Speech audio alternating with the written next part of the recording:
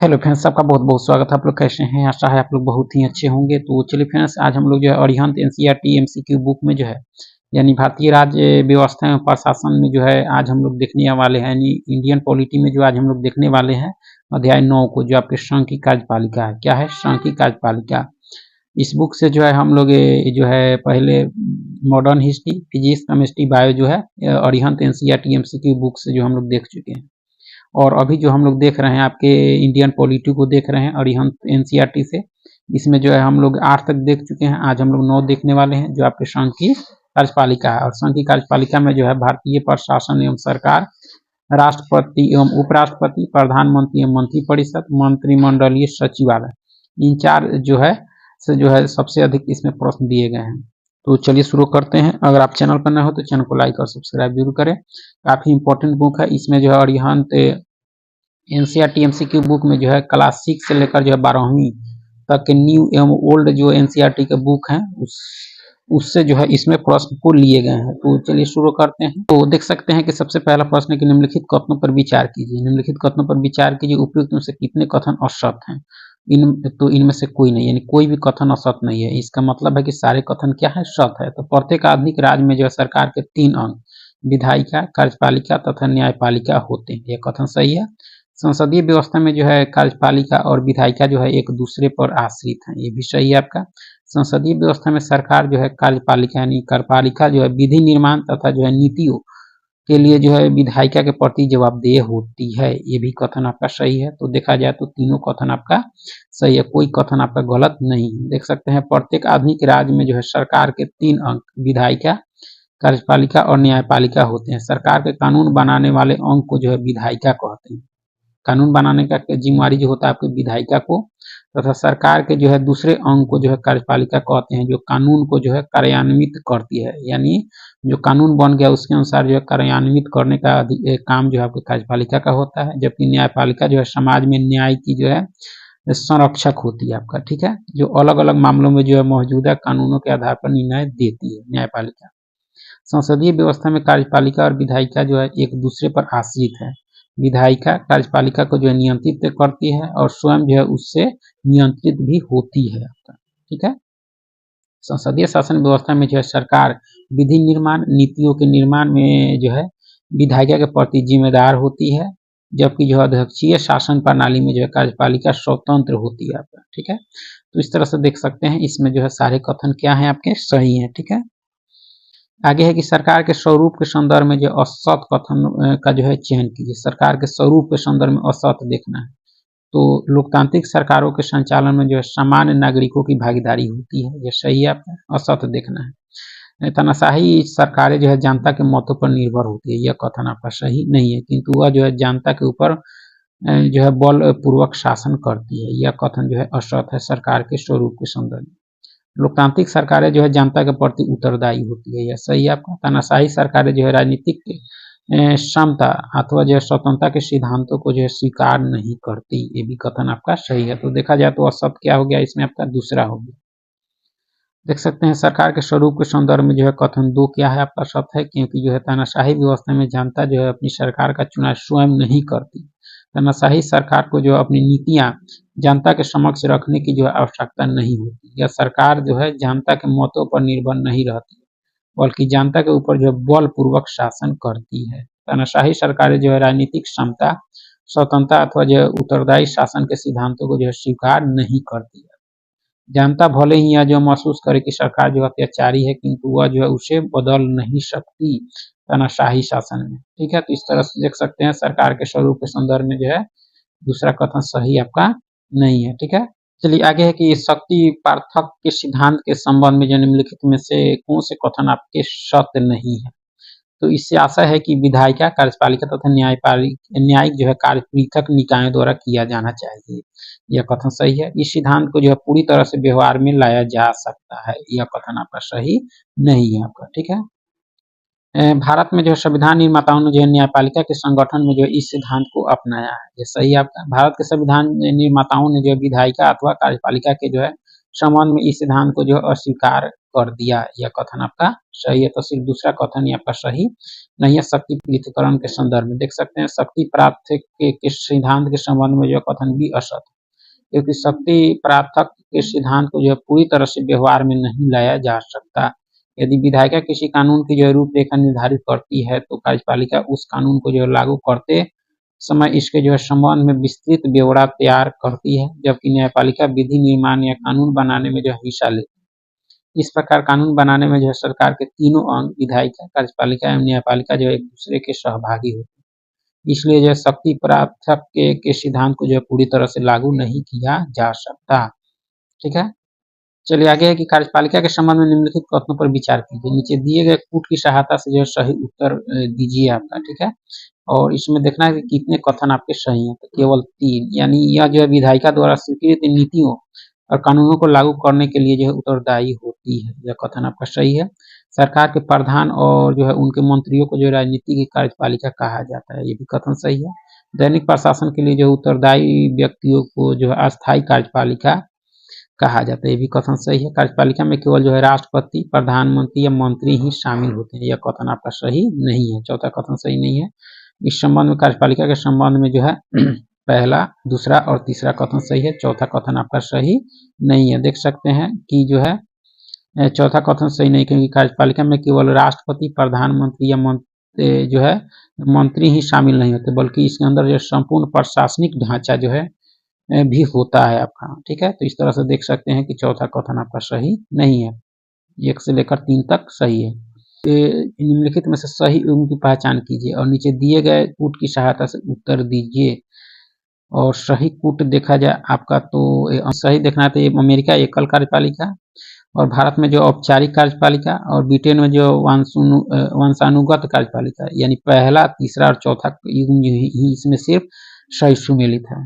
ठीक है, जर्मनी में जो है अर्ध अध्यक्षात्मक कार्यपालिका जो होती है आपका, इसमें देखा जाए तो बहुल कार्यपालिका दे रहा है, यह युग्म सही सुमेलित नहीं है, बाकी सारे युग्म आपके सही सुमेलित हैं। ठीक है,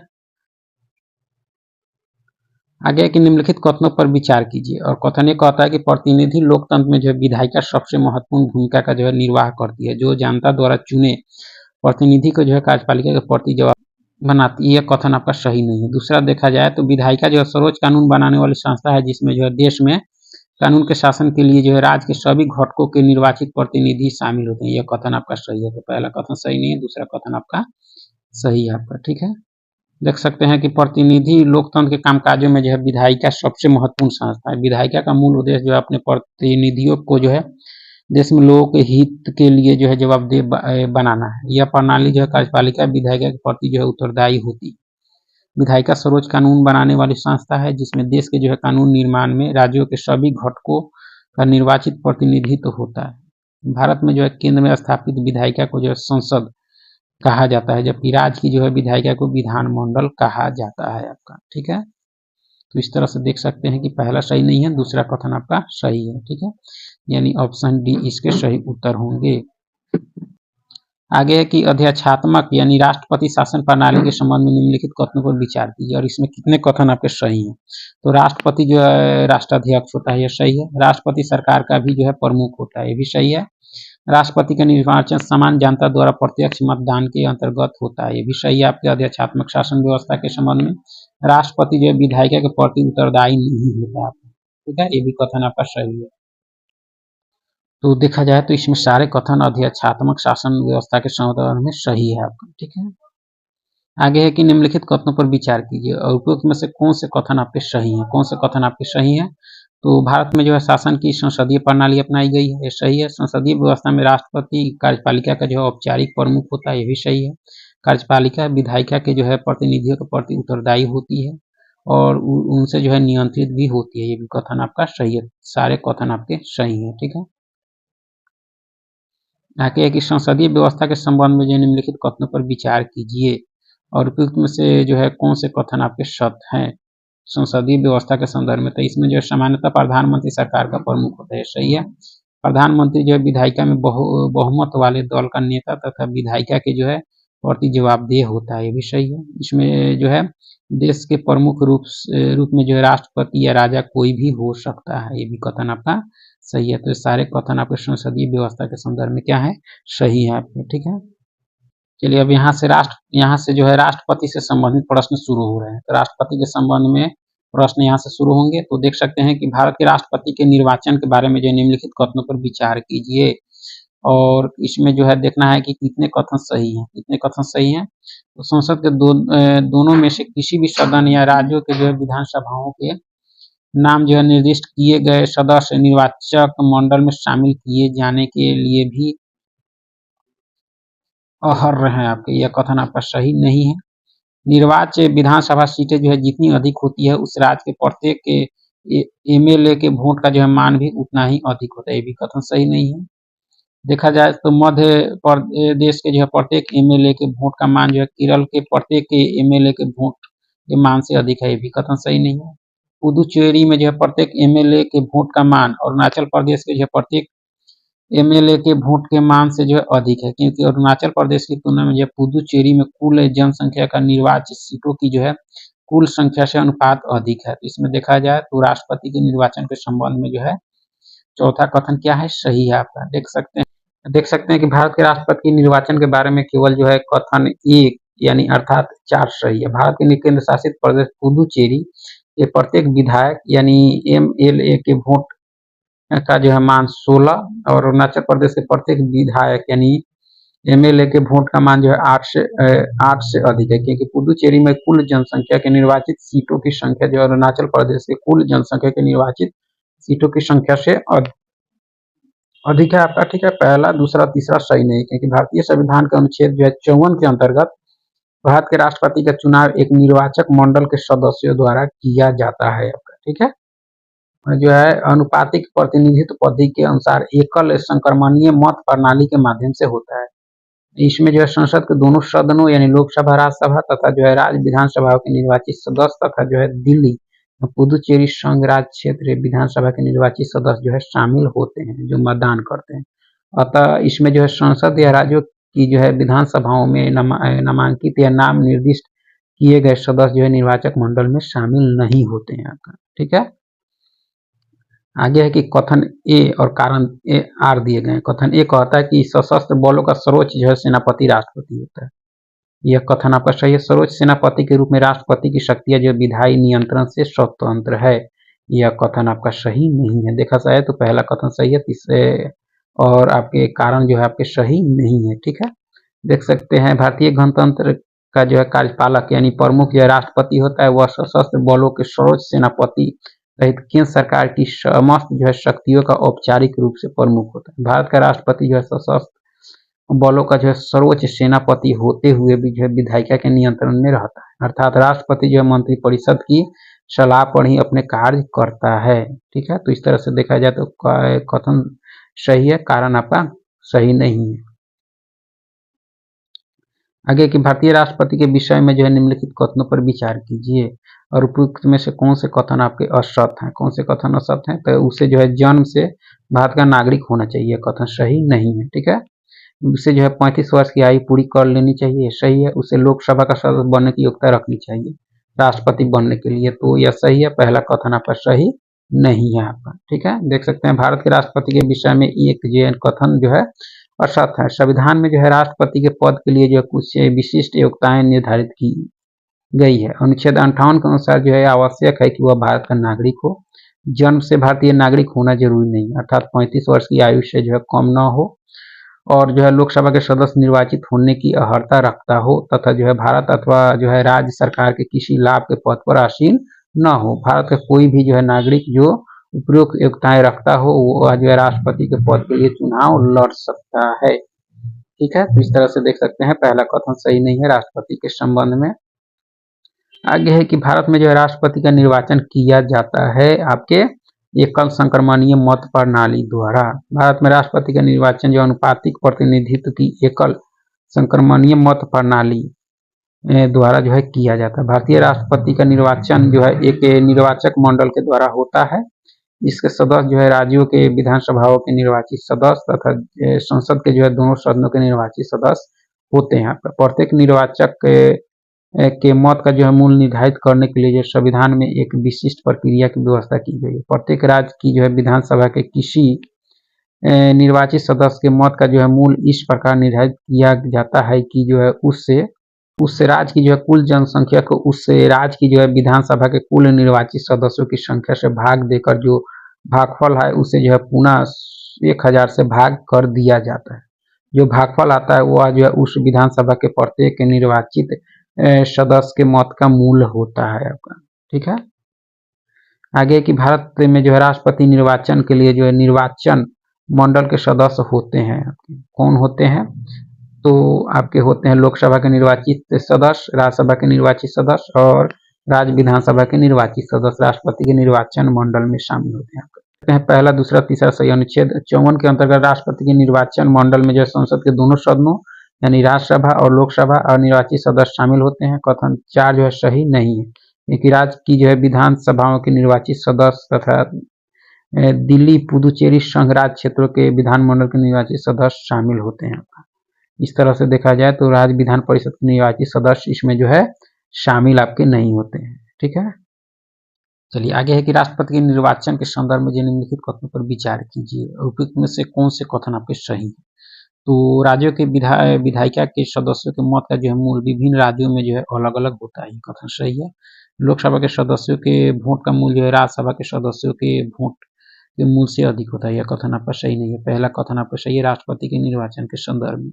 ठीक है, देख सकते हैं पहला कथन सही है, क्योंकि राष्ट्रपति के निर्वाचन के संदर्भ में जो है निर्वाचन के संदर्भ में राज्य विधानसभा के निर्वाचित सदस्यों की जो है एक मत मूल बराबर राज्य की कुल जनसंख्या बटा राज्य विधानसभा के निर्वाचित सदस्य गुना जो 1/1000 आपका। ठीक है, होता है। दो सही नहीं, क्योंकि संसद के दोनों सदनों के सदस्यों के मत मूल में कोई अंतर नहीं होता आपका। ठीक है, आगे कि राष्ट्रपति के कार्यकाल के संदर्भ में जो कौन सा कथन असत्य है आपका, कौन सा कथन असत्य है? तो राष्ट्रपति का निर्वाचन 5 वर्ष के कार्यकाल के लिए किया जाता है, यह सही है आपका। असत्य देखना है, राष्ट्रपति का कार्यकाल जो है पद ग्रहण करने के दिन से जो है 5 वर्ष होता है, भी सही है। राष्ट्रपति को उसके 5 वर्षों के कार्यकाल के बीच जो है पद से नहीं हटाया जा सकता, यह कथन सही नहीं, क्योंकि पद से हटाया जा सकता है। राष्ट्रपति अपना जो है कार्यकाल पूरा करने से पूर्व जो है उपराष्ट्रपति के नाम अपना जो है त्याग पत्र प्रेषित कर सकता है, ये कथन सही है। तो तीसरा कथन आपका सही नहीं है आपको। ठीक है, चलिए आगे है कि राष्ट्रपति के चुनाव जो है प्रक्रिया के संबंध में जो है क्या सही नहीं है आपका, क्या सही नहीं है? पहला कहता है कि राष्ट्रपति के चुनाव की प्रक्रिया का प्रावधान जो है भारतीय संविधान के अनुच्छेद 55 में निहित है, सही है। किसी उम्मीदवार को जो है नामांकन दाखिल करने के लिए जो 50 प्रस्तावकों और 50 समर्थकों की जो है हस्ताक्षरित सूची जमा करनी होती है, भी सही है।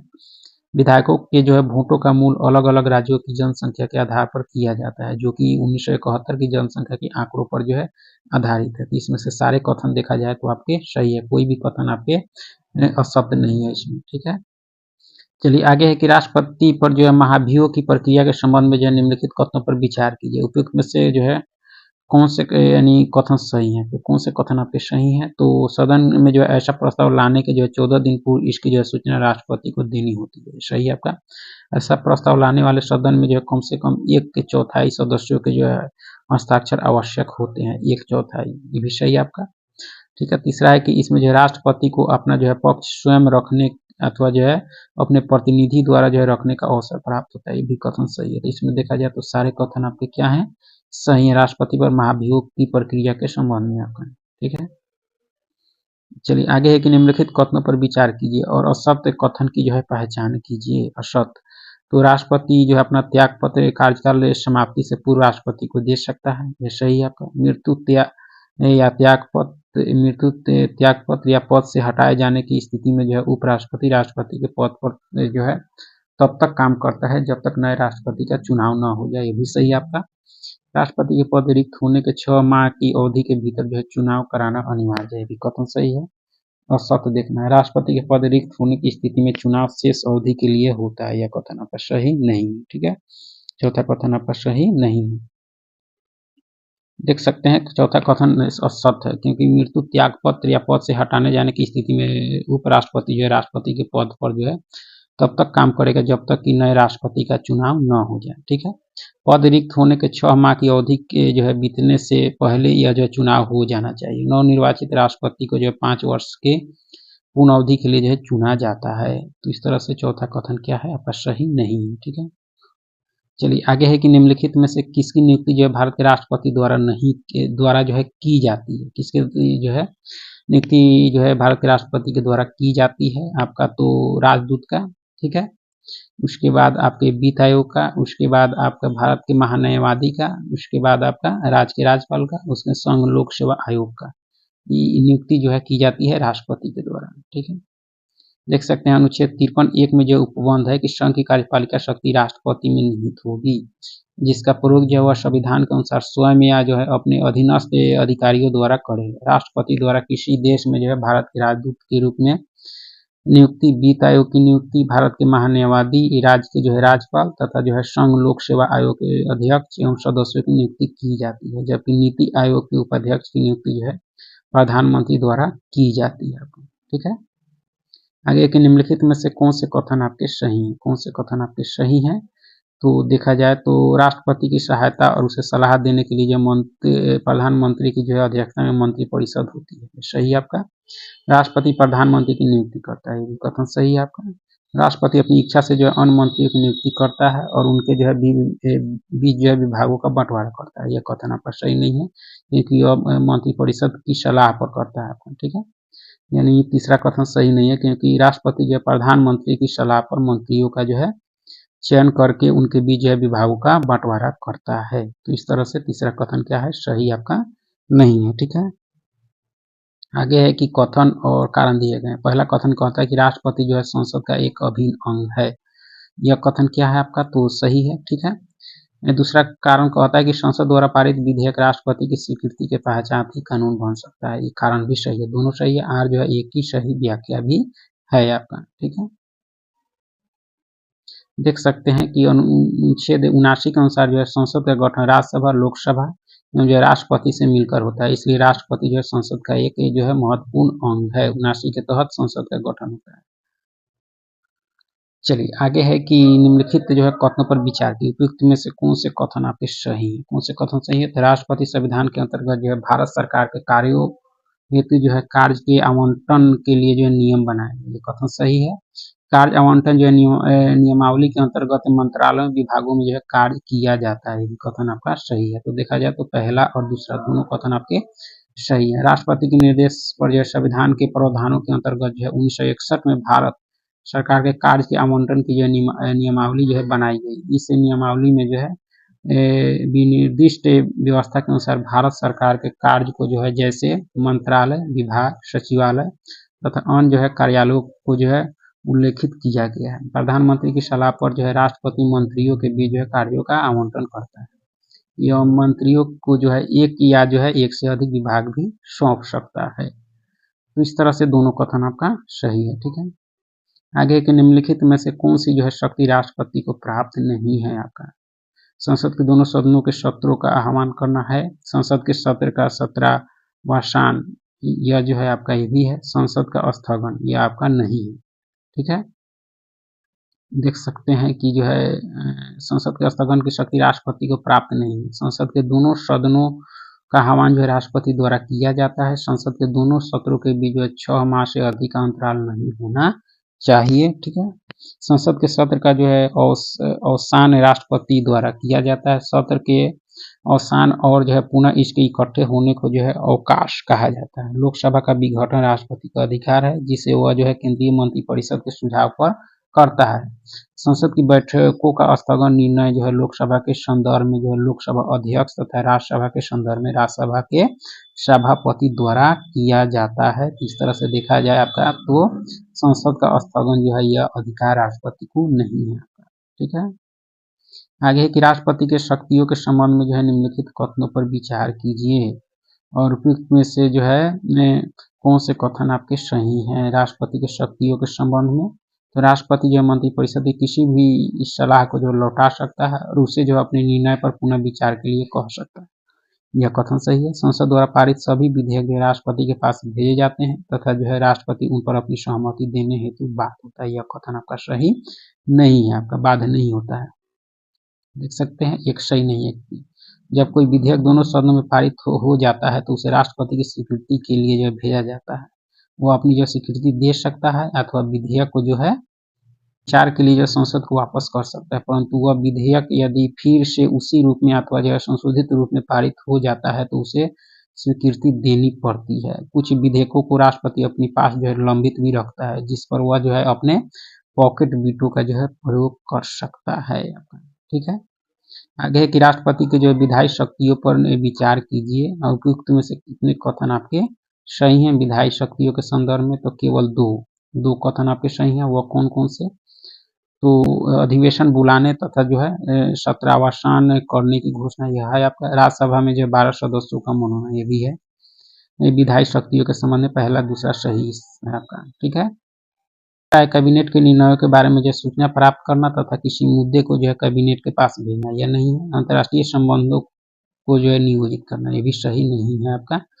देख सकते हैं तीसरा और चौथा कथन सही नहीं, क्योंकि अंतर्राष्ट्रीय संबंधों का नियोजन जो है राजनयिक शक्ति, कैबिनेट के निर्णयों के बारे में जो है सूचना प्राप्त करना कार्यपालिका शक्ति तथा जो है सर्वोच्च सैन्य कमांडर का पद धारण करना जो है सैन्य शक्ति स्वतंत्र के अंतर्गत सम्मिलित है आपकी। ठीक है, तो इस तरह से देखा जाए तो सिर्फ पहला और दूसरा कथन ही आपके विधायी शक्तियों के संदर्भ में क्या है, सही है आपका।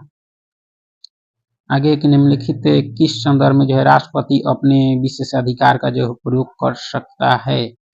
तो किसी भी दल को जो है लोकसभा में बहुमत प्राप्त न होने की स्थिति में जो है प्रधानमंत्री की नियुक्ति, देख सकते हैं राष्ट्रपति जो लोकसभा में बहुमत प्राप्त न होने की स्थिति में जो है अपने विवेकानुसार जो है प्रधानमंत्री की नियुक्ति कर सकता है। सामान्यतः जो है भारतीय संसदीय व्यवस्था में लोकसभा के बहुमत दल के नेता को जो है राष्ट्रपति जो है प्रधानमंत्री के रूप में नियुक्त करता है, परंतु यदि जो है विशेष परिस्थिति में लोकसभा में जो है किसी भी राजनीतिक पार्टी को बहुमत प्राप्त नहीं होता है या कोई जो है राजनीतिक पार्टियां लोकसभा में सरकार बनाने का दावा जो है राष्ट्रपति के समक्ष प्रस्तुत करती है, तो राष्ट्रपति अपने जो है स्वविवेक के आधार पर उससे जो है बड़े दल के नेता को जो है प्रधानमंत्री नियुक्त कर सकता है। ठीक है, तो इस तरह से देखा जाए तो राष्ट्रपति के विशेषाधिकार के प्रयोग के संबंध में जो है तीसरा कथन क्या है, सही है आपका।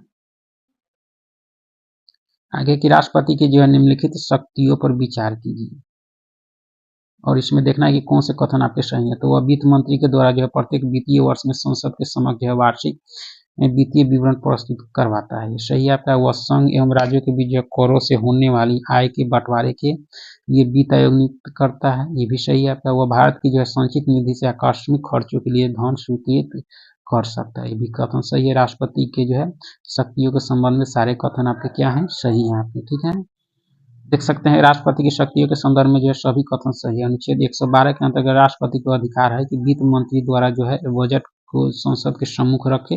राष्ट्रपति की स्वीकृति के बिना कोई भी जो है धन विधेयक संसद में प्रस्तुत नहीं किया जा सकता। ठीक है,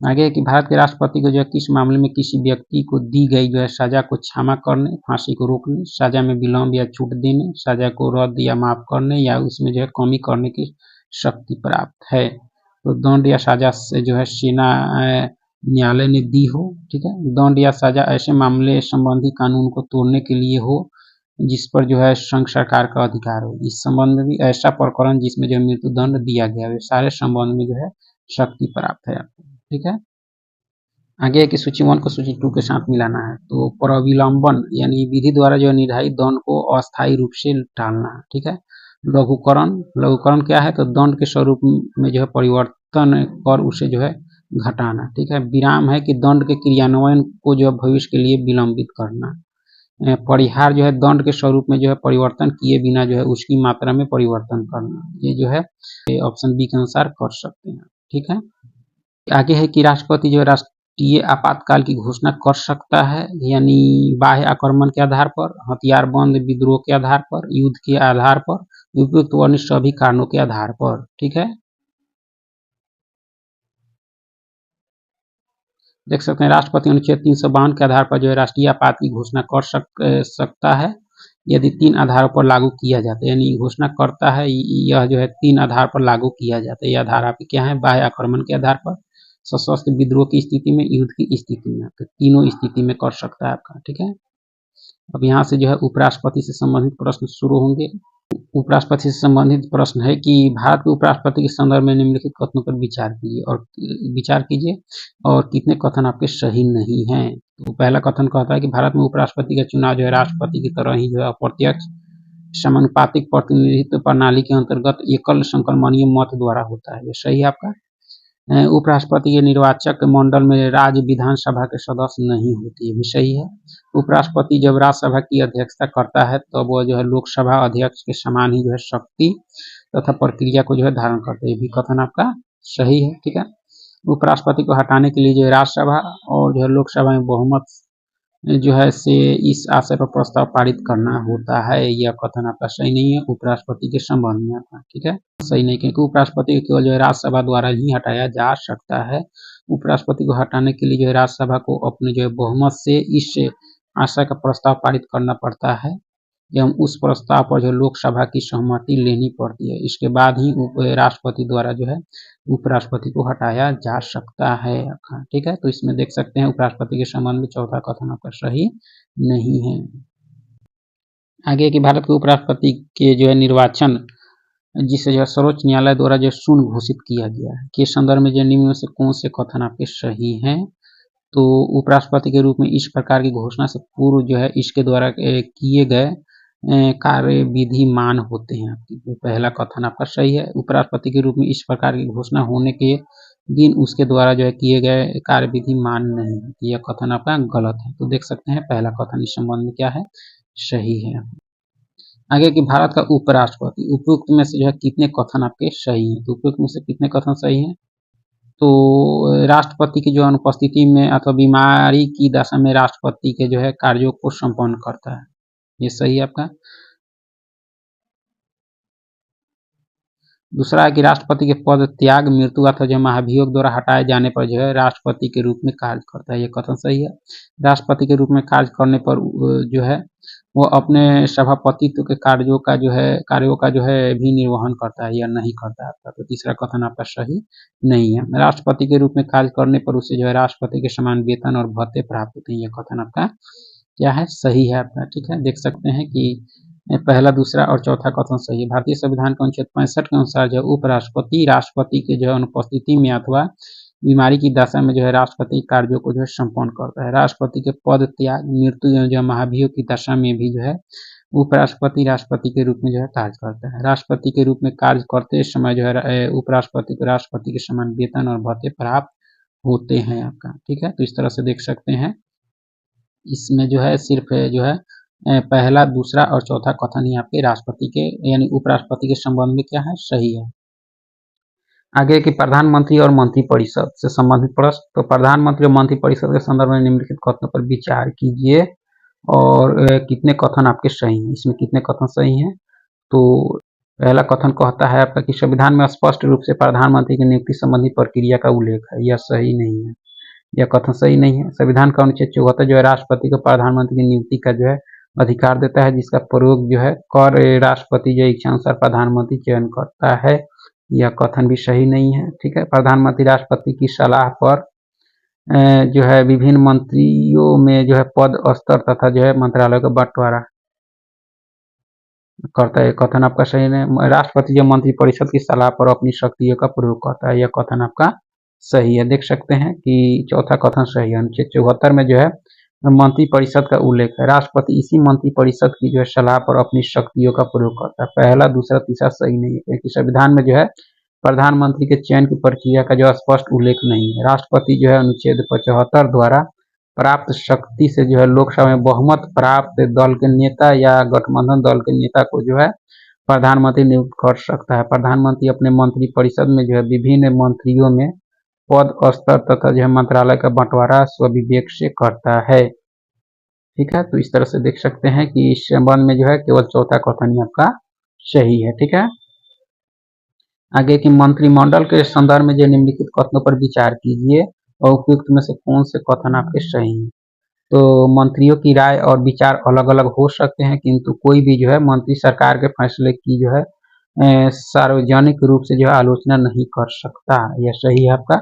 प्रधानमंत्री किसी भी मंत्री को जो बर्खास्त कर सकता है तथा जो है जब प्रधानमंत्री अपना पद छोड़ता है तो पूरे मंत्रिमंडल को इस्तीफा देना पड़ता है। तो ये भी कथन आपका मंत्रिमंडल के संदर्भ में आपका क्या है, सही है। चलिए आगे है कि कोई व्यक्ति जो संसद का सदस्य नहीं है केंद्रीय मंत्री के रूप में रह सकता है 6 माह तक। ठीक है, कोई व्यक्ति जो संसद का सदस्य नहीं है केंद्रीय मंत्री के रूप में जो 6 माह तक रह सकता है। प्रधानमंत्री तथा सभी मंत्रियों के लिए जो है संसद का सदस्य होना अनिवार्य होता है। कभी कभी ऐसा व्यक्ति को भी जो है मंत्री बनाया जा सकता है जो संसद का सदस्य नहीं हो, लेकिन उस व्यक्ति को जो है मंत्री बनने के जो है 6 माह के भीतर संसद के दोनों सदनों में से जो है किसी एक का सदस्य जो है चुना जाना आवश्यक है। ठीक है, तो इस तरह से 6 माह के लिए, लेकिन 6 माह के भीतर जो है संसद का सदस्य बनना होगा। चलिए पहला कथन कहता है कि मंत्रिपरिषद जो है लोकसभा के प्रति सामूहिक रूप से उत्तरदायी होता है। यह कथन क्या है आपका, तो सही है। ठीक है, और दूसरा कथन कहता है कि जो सरकार जो है लोकसभा में विश्वास खो देती है उसे जो है त्यागपत्र देना पड़ता है। तो दोनों सही है आपका, और दो जो है एक ही सही व्याख्या भी करता है आपका।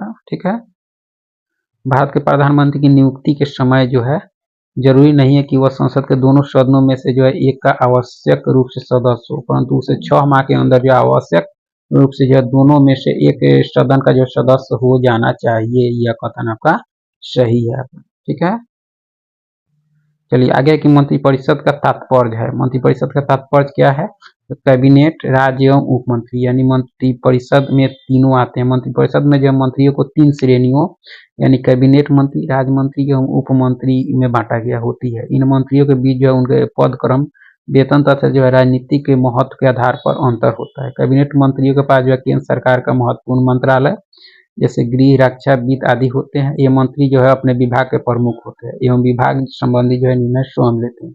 राज्य मंत्री तो जो है मंत्रालय विभागों का जो है स्वतंत्र प्रभार दिया जा सकता है। उन्हें जो है कैबिनेट मंत्री के साथ जो है सहयोगी बनाया जा सकता है आपका। ठीक है, और उप मंत्रियों को जो है कैबिनेट अथवा जो है राज्य मंत्री को जो है उनके प्रशासनिक, राजनीतिक एवं जो है संसदीय कार्यों में सहायता के लिए नियुक्त किया जाता है आपका उप मंत्री को आपका। ठीक है, आगे के कैबिनेट मंत्री के संदर्भ में जो निम्नलिखित कथनों पर विचार कीजिए और उपयुक्त में से कौन से कथन आपके सही नहीं है। कैबिनेट मंत्री के संदर्भ में तो कौन से कथन आपके सही नहीं है, तो यह जो है प्रमुख मंत्रालयों के प्रभारी होते हैं, यह सही है आपका। संविधान में कैबिनेट का जो है उल्लेख किया गया है, यह कथन आपका सही नहीं है क्योंकि उल्लेख नहीं किया गया, इसमें सही नहीं देखना है। इसमें जो सभी मंत्री सम्मिलित नहीं होते, ये भी सही है आपका। ये सरकार की जो है समान कार्यपालक नीतियों का जो है निर्माण करते हैं, यह कथन आपका सही है। तो कैबिनेट मंत्री के संदर्भ में जो है दूसरा कथन आपका सही नहीं है आपका। ठीक है, सही नहीं है। मंत्रिपरिषद में जो कैबिनेट मंत्री धुरी की स्थिति में जो है रहता है। कैबिनेट मंत्री का जो है नहीं बल्कि मंत्रिपरिषद का उल्लेख जो भारतीय संविधान में किया गया है। कैबिनेट के से जो है सामने बड़े बड़े प्रशासनिक, विधायी और वित्तीय मामले आते हैं। यह केंद्र सरकार की जो समान कार्यपालक नीतियों का निर्माण करती है। ठीक है, आगे कि संघीय मंत्रिपरिषद में जो है मंत्रियों की संख्या अधिकतम कितनी हो सकती है, तो लोकसभा के कुल सदस्य का जो है 15%। ठीक है, देख सकते हैं कि 91वें संविधान संशोधन 2003 के अनुसार जो है यह व्यवस्था की गई कि मंत्रिपरिषद के सदस्यों की संख्या जो लोकसभा या राज्यों में जो विधानसभा की जो है कुल सदस्यों के 15% से अधिक नहीं होगी। 91 संविधान संशोधन 2003 के द्वारा यह किया गया। ठीक है, आगे है कि निम्नलिखित में से कौन सा जो है कथन सही नहीं है। कौन से कथन आपके सही नहीं है, तो भारत में जो प्रधानमंत्री का जो है सरकार में स्थान सर्वोपरि है, सही है आपका। प्रधानमंत्री की मृत्यु से जो है पूरी मंत्रिपरिषद भंग होती है, यह कथन आपका सही नहीं है। प्रधानमंत्री जो है मंत्रिपरिषद तथा जो है राष्ट्रपति एवं संसद के बीच जो है सेतु का कार्य करता है, यह कथन सही है। मंत्रिपरिषद की बैठकों की जो अध्यक्षता प्रधानमंत्री करता है, यह भी कथन आपका सही है। तो देखा जाए तो सिर्फ दूसरा कथन आपका सत्य नहीं है। ठीक है, आगे के निम्नलिखित में से कौन सा जो है वक्तव्य सही है। भारत का प्रधानमंत्री अपने जो है मंत्रिमंडल में कार्य करने के लिए व्यक्तियों के चयन हेतु जो है पूर्णतः स्वतंत्र है, यह कथन आपका सही है भारत के प्रधानमंत्री के संदर्भ में। ठीक है, केंद्रीय सरकार के संदर्भ में जो है निम्नलिखित कथनों पर विचार कीजिए, उपयुक्त में से कौन से कथन आपके सही हैं। तो संविधान में यह प्रावधान है कि सभी कैबिनेट मंत्री केवल जो लोकसभा के ही सदस्य होंगे, सही नहीं है। केंद्रीय कैबिनेट सचिवालय कैबिनेट मंत्री के निर्देशाधीन कार्य करता है। ये कथन आपका सही नहीं है, दोनों कथन आपका सही नहीं है। केंद्रीय सरकार के संदर्भ में देख सकते हैं कोई भी कथन इसमें सत्य नहीं है। मंत्रिपरिषद के प्रत्येक सदस्य को जो है लोकसभा अथवा राज्यसभा का सदस्य होना चाहिए या मंत्री के तौर पर जो है नियुक्ति होने के बाद जो है 6 माह के अंदर किसी भी जो है एक सदन के सदस्य के रूप में जो निर्वाचित होना चाहिए। आगे है कि केंद्रीय मंत्रिपरिषद के संदर्भ में जो निम्नलिखित कथनों पर विचार कीजिए और उपयुक्त में से कौन से कथन आपके सही हैं। केंद्रीय मंत्रिपरिषद के संदर्भ में कौन से कथन आपके सही हैं। तो यह केंद्रीय प्रशासन से संबंधित सभी जो है नीतिगत निर्णय लेती है, यह सही है आपका। यह सभी जो है नीतिगत निर्णयों के कार्यान्वयन की देख रेख करती है, भी सही है आपका। यह विधेयकों का जो है निर्माण कर संसद के जो है दोनों सदनों में उन्हें जो है पारित करवाने में महत्वपूर्ण भूमिका निभाती है। तो ये तीनों कथन आपके केंद्रीय मंत्रिपरिषद के संदर्भ में क्या है, सही है आपका। ठीक है, आगे के निम्नलिखित कथनों पर विचार कीजिए। उपयुक्त कथनों में से कौन से कथन आपके सही हैं, कौन से कथन आपके सही हैं। तो भारत का जो महान्यायवादी और भारत का जो सॉलिसिटर जो है जनरल ही सरकार के एकमात्र अधिकारी हैं जिन्हें भारत की जो संसद की बैठकों में भाग लेने की अनुमति है। यह कथन सही नहीं है। भारत के संविधान के अनुसार जो भारत का महान्यायवादी जो है अपना त्याग पत्र दे देता है जब वह सरकार जिसने जो है उसको नियुक्त किया था इस्तीफा देती है। ये भी कथन आपका, दोनों कथन आपका सही नहीं है। देख सकते हैं संविधान के अनुच्छेद 88 के अंतर्गत भारत के जो है महान्यायवादी को यह जो है अधिकार प्रदान किया गया है कि वह संसद के जो है दोनों सदनों की कार्यवाही में जो है भाग ले सकता है महान्यायवादी। ठीक है, तथा जो है विचार जो है व्यक्त कर सकता है किंतु मतदान नहीं कर सकता। उल्लेखनीय है कि महान्यायवादी को जो है सहायता देने के लिए एक जो है सॉलिसिटर जनरल तथा जो है 2 अतिरिक्त सॉलिसिटर जनरल भी नियुक्त किए जाते हैं। सॉलिसिटर जनरल का पद जो भारत सरकार द्वारा सृजित है, न कि संविधान द्वारा आपका। ठीक है, भारत के संविधान में जो महान्यायवादी को हटाने संबंधी जो है प्रक्रिया नहीं बनाई गई है। उन्हें जो है अनुच्छेद 76(1) के अनुसार जो है महान्यायवादी की नियुक्ति संघीय मंत्रिपरिषद की सलाह पर राष्ट्रपति द्वारा की जाती है तथा वह जो है राष्ट्रपति के प्रसाद पर्यंत अपना पद धारण करता है, अर्थात राष्ट्रपति उसे किसी भी समय जो हटा सकता है। यद्यपि यह परंपरा है कि जो है जब सरकार त्याग पद दे या उसे जो है बदल दिया जाए तो उसे जो है अपना त्याग पद देना होता है क्योंकि उसकी जो है नियुक्ति सरकार की सिफारिश से होती है आपका। ठीक है, इस तरह से इसमें देखा जाए तो कोई भी कथन आपका सही नहीं है। ठीक है, आगे है कि भारत के महान्यायवादी के संदर्भ में निम्नलिखित कथनों में से जो है कौन से कथन आपके सही हैं। तो महान्यायवादी के पद पर जो है ऐसे व्यक्ति की नियुक्ति होगी जो उच्चतम न्यायालय के न्यायाधीश जो है नियुक्त होने के लिए अर्हित हो आपका। तो ये पहला कथन ही आपका सही है। ठीक है, देख सकते हैं महान्यायवादी के संदर्भ में पहला कथन जो है राष्ट्रपति उच्चतम न्यायालय के न्यायाधीश नियुक्त होने के लिए जो है अर्हित किसी व्यक्ति को जो है भारत का महान्यायवादी अनुच्छेद 76 जो है के अनुसार नियुक्त करता है। यह भारत सरकार का जो है प्रथम विधि अधिकारी होता है। कथन 2 सही नहीं क्योंकि इसके लिए जो संविधान में स्पष्ट उल्लेख नहीं है। भारत में अभी तक जो है इस प्रथा का अनुसरण होता रहा है कि जिस मंत्रिमंडल में जो है महान्यायवादी की नियुक्ति की गई थी उसके पद त्याग करने या जो है प्रतिस्थापित किए जाने पर जो महान्यायवादी अपना पद त्याग देता है। ठीक है, आगे है कि निम्नलिखित कथनों पर विचार कीजिए। उपयुक्त कथनों में से कौन से कथन आपके सही हैं, कौन से कथन आपके सही हैं। तो भारत का संविधान जो है मंत्रियों को 4 श्रेणियों अर्थात कैबिनेट मंत्री, स्वतंत्र प्रभार वाले राज्य मंत्री और उप मंत्री में वर्गीकृत करता है। यह कथन सही नहीं है क्योंकि 3 वर्ग में जो है इसको वर्गीकृत किया गया। संघ सरकार में मंत्रियों की कुल संख्या जो है प्रधानमंत्री को मिलाकर लोकसभा के कुल सदस्यों के 15% से अधिक नहीं होनी चाहिए। यह कथन आपका सही है। तो देखा जाए तो सिर्फ दूसरा कथन ही आपका इसमें सही है। ठीक है, निम्नलिखित कथनों पर विचार कीजिए। पहला कथन कहता है आपका कि जो है भारत का संविधान जो मंत्रिपरिषद को सामूहिक जिम्मेदारी प्रदान करता है, जिसका अर्थ है सरकार की जो है किसी भी नीति या कार्य के लिए जो है संपूर्ण मंत्रिपरिषद लोकसभा के प्रति जिम्मेदार होगी। यह पहला कथन क्या है, तो आपका सही है। ठीक है, दूसरा है कि सरकार की नीतियों पर समर्थन लोकसभा की सामूहिक जिम्मेदारी का भाग है तथा जो मंत्रिपरिषद का निर्माण लोकसभा से होता है। तो इसमें देखा जाए तो यह गलत है। आपका पहला कथन आपका इसमें सही है। ठीक है, आगे है कि प्रधानमंत्री कार्यालय की भूमिका के संदर्भ में जो दिए गए कथन पर विचार कीजिए। उपयुक्त में से कितने कथन आपके सही हैं। तो देखा जाए तो केवल 2 प्रधानमंत्री तथा जो है कैबिनेट के मध्य जो है विभिन्न विभागों के साथ जो है संचार बढ़ाने तथा इस संदर्भ में प्रधानमंत्री की जिम्मेदारियों के संदर्भ में जो है भूमिका का निर्वाह, यह कथन सही है।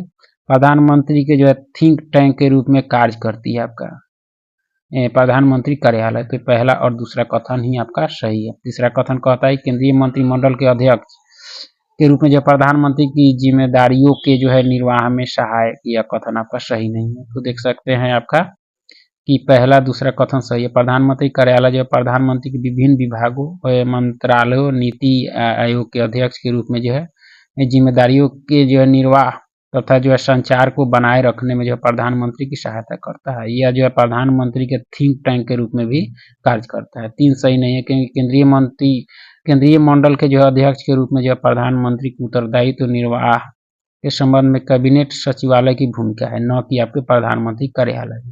कैबिनेट सचिवालय द्वारा जो है कैबिनेट मामलों को निपटाया जाता है जो प्रधानमंत्री की सलाह पर कार्य करता है। तो इस तरह से देखा जाए तो पहला और दूसरा कथन सही है प्रधानमंत्री जो है कार्यालय के संबंध में भूमिका के संदर्भ में, ठीक है। उसके बाद है मंत्रिमंडलीय सचिवालय या प्रशासनिक सेवाएं के संबंध में प्रश्न है कि निम्नलिखित में से कौन सा कथन जो है कैबिनेट मंत्रिमंडल या सचिवालय के कार्यों के संबंध में सही है आपका। तो यह जो विभिन्न मामलों को कैबिनेट और उसकी जो है समितियों के सम्मुख प्रस्तुत करता है, यह कथन सही है। यह निर्णयों के अभिलेख जो है तैयार करता है, यह भी सही है। यह निर्णयों के कार्यान्वयन के जो है बारे में अनुवर्ती कार्यवाही करता है। तो उपयुक्त सारे कथन आपके कैबिनेट यानी मंत्रिमंडल सचिवालय के कार्यों के संबंध में सही है आपका, ठीक है। आगे केंद्रीय प्रशासनिक संरचना के पद सोपान जो है निम्नलिखित पदों को जो है उनके सही क्रम में व्यवस्थित कीजिए। तो सही क्रम में पहला हो जाएगा आपके सचिव, उसके बाद आपके अतिरिक्त सचिव, उसके अंदर संयुक्त सचिव हो जाएंगे आपका, ठीक है। उसके बाद आपका उप सचिव, उसके बाद में अवर सचिव। इस तरह से ऑप्शन सी के अनुसार इसका अनुक्रम कर सकते हैं, व्यवस्थित कर सकते हैं, ठीक है। कैबिनेट सचिवालय के संदर्भ में जो निम्नलिखित कथनों पर विचार कीजिए, उपयुक्त में से कौन से कथन आपके सही है। तो कैबिनेट सचिवालय का अध्यक्ष जो कैबिनेट सचिव होता है, सही है आपका। कैबिनेट सचिवालय का उद्गम जो है ब्रिटिश शासनकाल में, यह भी सही है। कैबिनेट की कुशलता भी जो है कैबिनेट सचिवालय के कार्य पर जो है निर्भर करता है, ये भी कथन, तीनों कथन आपके कैबिनेट सचिवालय के संदर्भ में सही है आपका, ठीक है। कथन और कारण दिए गए। पहला कथन कहता है कि नौकरशाही से यह जो है अपेक्षा की जाती है कि वह जो राजनीतिक रूप से जो है तटस्थ हो, यह कथन क्या है, सही है, ठीक है। नौकरशाही नीतियों पर जो है विचार करते समय जो है राजनीति के दृष्टिकोण का समर्थन करेगी, यह कथन यानी कारण आपका गलत है। कथन सही है, कारण आपका गलत है आपका, ठीक है। आगे है कि सेवाएं दी गई हैं और कार्य पद्धति दिए गए हैं। तो उपयुक्त युग्मों में से कितने जो है आपके युग्म जो है सही सुमेलित है। देखा जाए सेवाएं और कार्य पद्धति, तो भारतीय विदेश सेवा जहां बहाली हो उससे उसी पे जो है प्रदेश में काम करता है, या युग्म सुमेलित नहीं, क्योंकि भारतीय विदेश सेवा जो है भारत के जो है लिए जो है विदेशों में जो है कार्य करना है इसका काम, ठीक है। अखिल भारतीय जो है सेवाएं होती है कि जिस प्रदेश में भेजा जाए अथवा प्रतिनियुक्ति हो केंद्र में उसमें काम करना होता है, ठीक है। और केंद्रीय सेवाएं जो होती है आपकी केंद्रीय सेवाएं जो होती है केंद्र सरकार के दफ्तरों में काम करना जो आपके देश की राजधानी या अन्य जगहों पर हो आपका, ठीक है। अप्रादेशिक लोक सेवा जो होती है आपकी वह जहां बहाली हो उसी प्रदेश में काम करना होता है। इस तरह से इसका युग्म होगा, लेकिन इस तरह से देखा जाए तो कोई युग्म सही सुमेलित नहीं है आपका, ठीक है।